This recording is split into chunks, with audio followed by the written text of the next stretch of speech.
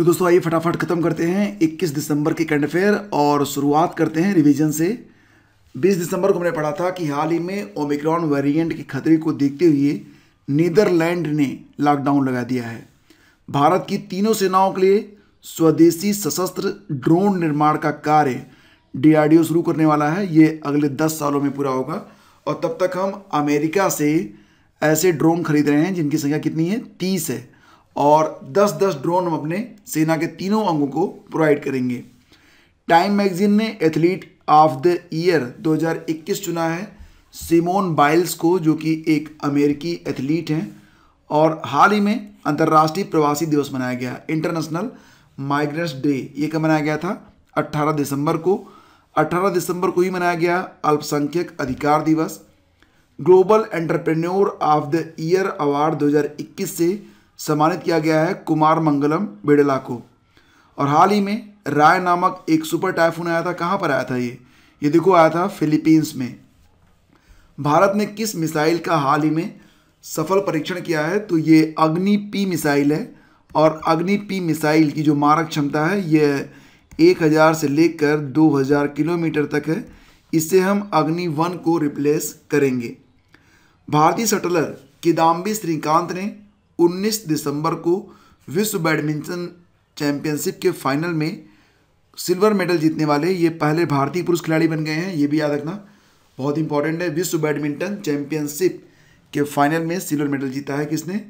भारतीय शटलर किदाम्बी श्रीकांत ने। और गोल्ड जीता है, कहाँ के खिलाड़ी थे वो?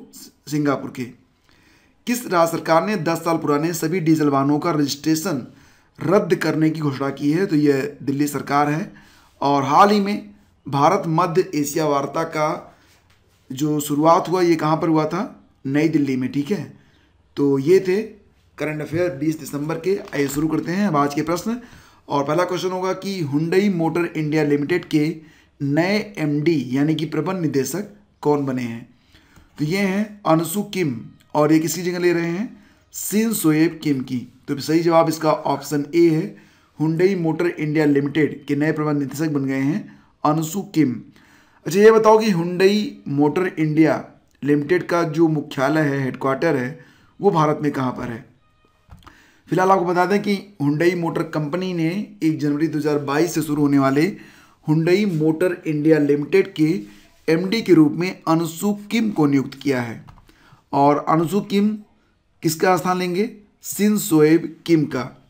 देखिए हुंडई मोटर कंपनी जो है इसका मुख्यालय वैश्विक रूप से कहाँ पर है? सियोल दक्षिण कोरिया में है। और भारत में इसका मुख्यालय कहाँ पर है? गुरुग्राम हरियाणा में। स्थापना इसकी कब हुई थी? 6 मई 1996 में। आगे बढ़ते हैं। अंतर्राष्ट्रीय मानव एकजुटता दिवस अभी हाल ही में मनाया गया। कब मनाया गया? तो इसका आंसर हो जाएगा ऑप्शन सी, यानी कि हाल ही में 20 दिसंबर को मनाया गया अंतर्राष्ट्रीय मानव एकजुटता दिवस। तो फ्रेंड्स इसका आयोजन किसके द्वारा किया जाता है? यूनाइटेड नेशन के द्वारा। और इसका उद्देश्य क्या होता है? विविधता में एकता के महत्व को समझना। और हाल ही में अंतर्राष्ट्रीय ऊर्जा संरक्षण दिवस मनाया गया था। कब? 14 दिसंबर को। थीम क्या थी? ऊर्जा कुशल भारत। और अंतर्राष्ट्रीय पर्वत दिवस मनाया गया था, आपको याद होगा, 11 दिसंबर को। थीम रही थी अस्थायी पर्वतीय पर्यटन।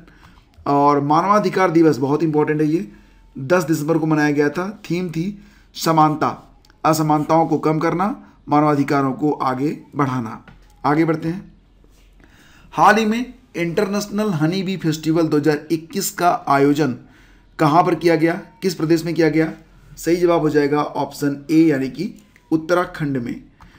तो फ्रेंड्स उत्तराखंड में 18, 19 और 20 दिसंबर को इंटरनेशनल हनी बी फेस्टिवल का आयोजन किया गया। और यहाँ पर आप देख सकते हैं कि इसका उद्घाटन सुबोध उनियाल जी के द्वारा किया गया। सुबोध उनियाल जो कि उत्तराखंड के कृषि मंत्री हैं। तो इसका सही जवाब क्या हो जाएगा फ्रेंड्स? सही जवाब इसका ऑप्शन ए है।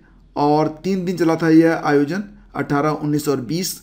और साथ ही साथ ये भी है कि निदेशक उद्यान विभाग उत्तराखंड डॉक्टर HS बवेजा ने बताया कि अंतर्राष्ट्रीय हनी बी महोत्सव के माध्यम से उत्तराखंड के किसानों को आर्थिक मजबूती के लिए सरकार द्वारा बेहतर काम किया जा रहा है। अगला क्वेश्चन है, द मांग who transformed Uttar Pradesh. How Yogi Adityanath changed UP वाला भैया अब्यूज टू ये बैज ऑफ ऑनर नामक किताब किसने लिखी है? तो बहुत इंपॉर्टेंट किताब है, the monk who transformed Uttar Pradesh. ये किताब ऑप्शन बी है, यानी कि शांतनु गुप्ता के द्वारा लिखा गया है। तो फ्रेंड्स, शांतनु गुप्ता की एक किताब और आई थी कुछ समय पहले जिसका नाम था the monk who became chief minister. ये किताब भी उत्तर प्रदेश के मुख्यमंत्री योगी आदित्यनाथ जी पर ही आधारित थी। और अब हम बात करेंगे top 3 book of the day के बारे में। Sunrise over India, nationhood in our times, ये किताब लिखी गई है सलमान खुर्शीद के द्वारा, एग्जाम में पूछी जा सकती है। Cooking to save your life, ये किताब इसने लिखी है अभिजीत बनर्जी ने। और contested lands India, China and the boundary dispute, Maroof Raja की किताब है। ये तीनों किताबें भी काफ़ी इंपॉर्टेंट हैं, एग्जाम में आ सकती हैं। आगे बढ़ते हैं। 2021 के पैरालंपिक स्पोर्ट्स अवार्ड में सर्वश्रेष्ठ महिला पदार्पण यानी कि बेस्ट फीमेल डेब्यू का सम्मान किसने जीता है? तस्वीर से आप पहचान गए होंगे, ये तस्वीर अवनी लेखरा जी की है। ऑप्शन बी इसका करेक्ट है। अवनी लेखरा ने टोक्यो पैरालंपिक में 2 मेडल जीते थे और ये बहुत बड़ी बात है। उन्होंने एक स्वर्ण जीता था और एक ब्रोंज जीता था। निशानेबाज अवनी लेखरा पहली भारतीय महिला हैं जिन्होंने भारत के लिए पैरालंपिक में पहला गोल्ड मेडल जीता था। जन्म इनका हुआ है 8 नवंबर 2001 और जयपुर राजस्थान में। अवनी लेखरा के पिता का नाम प्रवीण लेखरा और माता का नाम श्वेता लेखरा है। एक इंपॉर्टेंट पॉइंट आपको बताता हूं कि समापन समारोह की ध्वजवाहक भी अवनी लेखरा ही थी। ये प्रश्न एग्जाम में पूछा जा सकता है। आगे बढ़ते हैं। हाल ही में किस राज्य सरकार ने युवाओं को खेल गतिविधियों की ओर आकर्षित करने के लिए सहाय नामक योजना को स्टार्ट किया है? सहाय नामक योजना है, इसे शुरू किया गया है ऑप्शन सी यानी कि झारखंड में। तो सहाय का मतलब sports action towards harnessing aspiration of youth, ठीक है। और इस योजना में सरकार जो भी खिलाड़ी इसमें शामिल होंगे उन्हें 2 से लेकर 10,000 रुपये तक की प्रोत्साहन राशि भी मिलेगी। तो फ्रेंड्स, ये है झारखंड और झारखंड की राजधानी कहाँ पर है? रांची में है। मुख्यमंत्री हैं हेमंत सोरेन, राज्यपाल हैं रमेश बैस। जनसंख्या है 2012 के मुताबिक 3.9 करोड़। और सबसे मुख्य बात, बेतला राष्ट्रीय उद्यान कहाँ पर स्थित है? ये प्रश्न कई बार परीक्षाओं में आता है। इसका उत्तर हो जाएगा एकमात्र राष्ट्रीय उद्यान है कहाँ का? झारखंड का। आगे बढ़ते हैं। उत्तराखंड के नए ब्रांड एम्बेसडर कौन बने हैं? तस्वीर पहचानिए, ये तस्वीर किसकी है? जी हाँ दोस्तों, ये हैं ऋषभ पंत। संजय दत्त के बारे में बात करें तो संजय दत्त को भी हाल ही में अरुणाचल प्रदेश का ब्रांड एम्बेसडर बनाया गया है। सलमान खान को कोविड टीकाकरण का ब्रांड एम्बेसडर बनाया गया है, कहाँ पर? महाराष्ट्र में। और द बाइबल ऑफ प्रेगनेंसी नामक किताब लिखी थी करीना कपूर खान ने। तो इस प्रकार से चारों विकल्प यहाँ पर इंपॉर्टेंट हैं। सही जवाब ऑप्शन डी है। उत्तराखंड के नए ब्रांड एम्बेसडर बन गए हैं कौन? Option D Rishabh Pant. ऋषभ पंत कौन है? टीम इंडिया के विकेट कीपर और बल्लेबाज हैं, किसी परिचय के मोहताज नहीं है। उत्तराखंड के मुख्यमंत्री पुष्कर सिंह धामी ने ट्वीट कर इस बात की जानकारी दी है। गैब्रियल बोरिक, इनकी उम्र अभी मात्र 35 वर्ष है। तो ये किस देश के राष्ट्रपति के रूप में चुने गए हैं?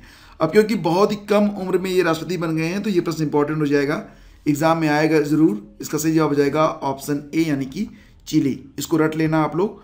वामपंथी नेता गैब्रियल बोरिक स्टूडेंट लीडर से चिली के सबसे युवा राष्ट्रपति बन गए हैं। उन्होंने महज 35 साल की उम्र में चिली के राष्ट्रपति का पद संभाला है। दुनिया भर में खत्म होते वामपंथ के लिए बोरिक का राष्ट्रपति बनना किसी संजीवनी की तरह है। और चिली कहाँ पर है? तो चिली साउथ अमेरिका महाद्वीप में है।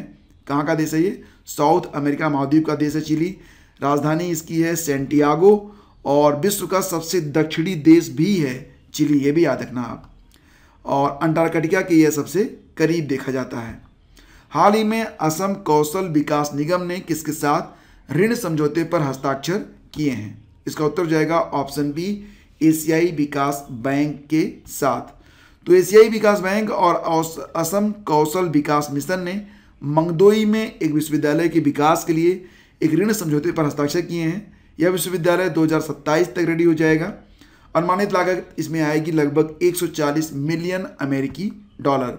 असम की स्थापना हुई थी 26 जनवरी 1950। लोकसभा की सीटें 14, राज्यसभा की सीटें 60 और विधानसभा की सीटें कितनी हैं? ये हैं 126। और सीएम कौन है? हेमंत बिश्व शर्मा जी हैं। चकमा, दिमासा, कजेरी हजोंग मिकिर, चकमा, दिमासा, कजेरी और हजोंग मिकिर यहाँ की प्रसिद्ध जनजातियां हैं और ये प्रश्न एग्जाम में आता है। हाल ही में चर्चा में रही Indian desert cat Madhya Pradesh के किस राष्ट्रीय उद्यान में देखी गई है? तो ये बिना पानी के भी काफ़ी लंबे समय तक जीवित रहती है। बेसिकली ये राजस्थान के थार रेगिस्तान में पाई जाती थी और इसके बारे में कहा जाता था कि यह पन्ना टाइगर रिजर्व की जीव है, लेकिन इसे कभी देखा नहीं गया था। तो पहली बार इसे देखा गया है पन्ना टाइगर रिजर्व में, जो कि मध्य प्रदेश में स्थित है। सही जवाब ऑप्शन ए हो जाएगा। और देखिए फ्रेंड्स, पन्ना टाइगर रिजर्व के रिकॉर्ड में पहले इस बिल्ली की मौजूदगी दर्ज की गई थी। पन्ना टाइगर रिजर्व के पुराने दस्तावेजों में इंडियन डेजर्ट कैट का नाम था, लेकिन पहली बार इसे देखा गया। वैज्ञानिक नाम इसका होता है फेलिस सिल्वेस्ट्रिस ओर्नाटा। तो अब एक प्रश्न आपके लिए, ये बताइए कि पन्ना टाइगर रिजर्व की स्थापना कब हुई थी? और फ्रेंड्स, यहीं पर इस वीडियो को समाप्त करते हैं। वीडियो अगर आपको पसंद आया तो प्लीज़ आप इसे लाइक और शेयर जरूर कीजिएगा। बहुत बहुत धन्यवाद। Thank you so much.